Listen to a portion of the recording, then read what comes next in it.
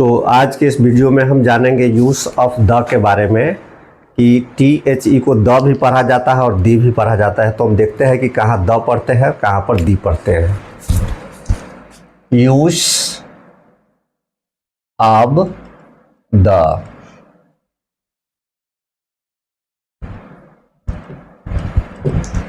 इसको यूज़ पढ़ा जाता है और इसको अब पढ़ा जाता है। अब इसको द और दी दोनों पढ़ा जाता है। फिर से समझ ले इसको, जब USE को यूज पढ़ेंगे तो इसका मतलब हो जाएगा प्रयोग करना। यह वर्ब है, स्पेलिंग वही है USE। जब इसको यूज पढ़ेंगे तो इसका मतलब हो जाएगा प्रयोग, यह नाउन है। यूज अब द या दी माने इसका प्रयोग हम कहाँ करते हैं। तो सबसे पहले ये कन्फ्यूजन को दूर कर ले कि कहाँ पर हम द पढ़ेंगे, कहाँ पर दी पढ़ेंगे। हम जानते हैं कि 5 वॉवेल है, A, E, I, O, U। ये 5 वॉवेल है, 2 सेमी वॉवेल। इसको बारीकी से समझना है, बहुत इंपॉर्टेंट है।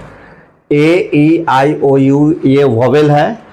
कोई भी वर्ड यदि वॉवेल से स्टार्ट होगा और उससे पहले THE आता है तो उसको हम दी पढ़ेंगे। जैसे U, M, B, R, E, L, L, A। इससे पहले कहीं भी अगर THE लिखा हुआ दिखे तो इसको हम दी पढ़ेंगे, यानी दी अम्ब्रेला पढ़ेंगे। उसी तरह से ऑरेंज, ORANGE, इससे पहले THE लिखा हुआ दिखे तो इसको दी पढ़ेंगे, दी ऑरेंज। एक्चुअली अम्ब्रेला और ऑरेंज में एन का प्रयोग होगा, लेकिन मैं एग्जाम्पल से बता रहा हूँ कि AEIOU से कोई भी वर्ड अगर स्टार्ट हो और उससे पहले यदि THE आया हो तो उसको दी पढ़ा जाएगा, द नहीं पढ़ा जाएगा। एक और केस में दी पढ़ा जाता है रिलेटिव प्रोनाउन में। जैसे this is the boy who has stolen my pen. This is the boy who has stolen my pen. यह सेंटेंस जो है 2 पार्ट में बटा हुआ है। दिस is the boy who has stolen माई पेन, इसका मतलब हुआ कि यह वही लड़का है जिसने मेरी कलम चुराई है। ये दिस इज द बॉय, यह PC है। PC का मतलब हो जाएगा प्रिंसिपल क्लॉज, और who has stolen my pen यह SC है, यानी सुबॉर्डिनेट क्लॉज, प्रधान उपवाक्य और आश्रित उपवाक्य। तो इस सेंटेंस को बोला जाता है रिलेटिव प्रोनाउन, RELATIVE PRONOUN। यहाँ हु का मतलब जो होगा, यही WHO हु जब शुरू में आएगा तो इसका मतलब कौन होगा। जैसे हु आर यू, इसका मतलब सबको पता है कि तुम कौन हो, परंतु यही हु जब बीच में क्लॉज बन के आएगा तो इसका मतलब जो हो जाएगा। This is the boy who has stolen my pen, यह वही लड़का है जिसने मेरी कलम चुराई है। तो मैं समझता हूँ कि कहाँ पर द पढ़ेंगे, कहाँ पर दी पढ़ेंगे, ये क्लियर हो गया। अब इसके बहुत सारे रूल हैं, कुछ खास रूल्स के बारे में हम चर्चा करते हैं।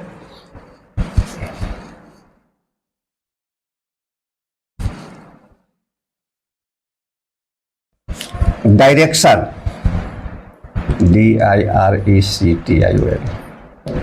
दिशा जितना है उसके नाम के पहले द का प्रयोग किया जाता है। जैसे the east, the west, the north, the south. Directions, जितना भी डायरेक्शंस है उसके नाम के पहले द का प्रयोग किया जाता है। दूसरा है इपिक्स, इपिक्स का मतलब होता है धर्म ग्रंथ। जितने भी धर्म समुदाय के लोग हैं सबका अलग अलग धर्म ग्रंथ है। बाइबिल है, गीता है, रामायण है, महाभारत है, कुरान है। तो हम लिखते हैं द रामायणा, लिखाता है द रामायणा, पढ़ते the Ramayan.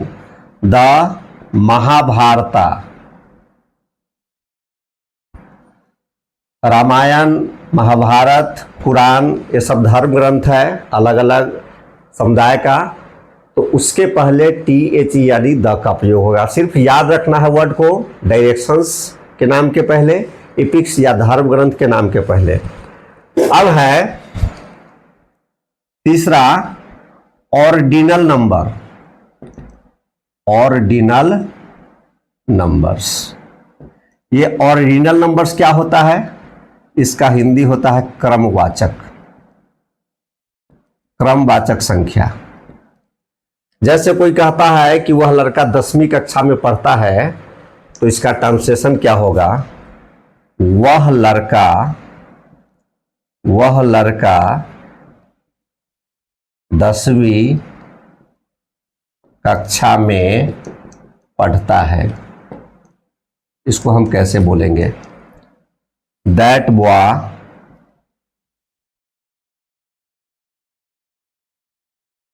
reads in class 10th। ये 10th जो हो गया, इसको हम ऐसे भी लिख सकते हैं, ये 10th हो गया ऑर्डिनल नंबर, क्रमवाचक। अगर यहां पर हम 10 लिख देंगे या ऐसे 10 लिख देंगे तो यह गलत हो जाएगा। ये 10 जो हो गया ये कार्डिनल नंबर हो गया। कार्डिनल नंबर का मतलब होता है गणक संख्या, जैसे 1 2 3 4 5 6 7 8 9 etc। ये सब है कार्डिनल नंबर। गिनती की संख्या को या गणक संख्या को हम कार्डिनल नंबर कहते हैं, और जो पोजीशन और रैंक को बताता है उसको हम ऑर्डिनल नंबर कहते हैं, जैसे कि फर्स्ट, सेकेंड, थर्ड, फोर्थ, ये सब ऑर्डिनल नंबर है। तो ऑर्डिनल नंबर जैसे द फर्स्ट ऑफ मई, पहली मई, द सेकेंड ऑफ जनवरी, यानी दूसरी जनवरी को, प्रथम मई को, दूसरी जनवरी को। तो द फर्स्ट जो हो गया यह ऑर्डिनल नंबर है, सेकेंड ऑर्डिनल नंबर है। जैसे ही कार्डिनल नंबर हम 1 2 3 बोलेंगे तो उसमें द का प्रयोग नहीं होगा। अगला है सिटीजनशिप, CITIZENSSIP। इसका मतलब होता है नागरिकता।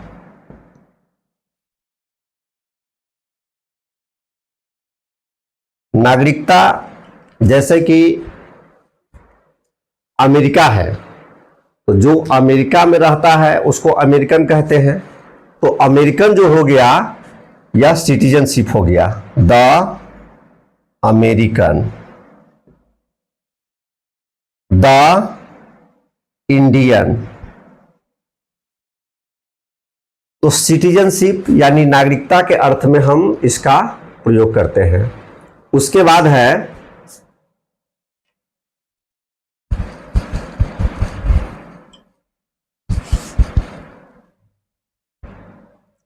Historical building, 5 number, historical buildings, BUILDINGS। इसका मतलब हुआ ऐतिहासिक भवनों। ऐतिहासिक भवनों, ऐतिहासिक भवनों के नाम के पहले हम द का प्रयोग करते हैं। और ऐतिहासिक भवन क्या हो गया? जैसे आज में हो जाएगा the red fort, the Taj Mahal. जैसे लाल किला हो गया, ताजमहल हो गया, जामा मस्जिद हो गया, कुतुब मीनार हो गया, गेटवे ऑफ इंडिया हो गया, इंडिया गेट हो गया। ये सब हिस्टोरिकल बिल्डिंग है। तो ऐतिहासिक भवनों के नाम के पहले हम द का प्रयोग करते हैं। मैं बताते चलूँ कि द का 40 से 45 वो रूल है कि कहाँ कहाँ हम द का प्रयोग करते हैं, दी का प्रयोग करते हैं। तो आज के वीडियो में इतना ही, पार्ट बाय पार्ट करके मैं अगले वीडियो में इसकी चर्चा करूँगा। धन्यवाद।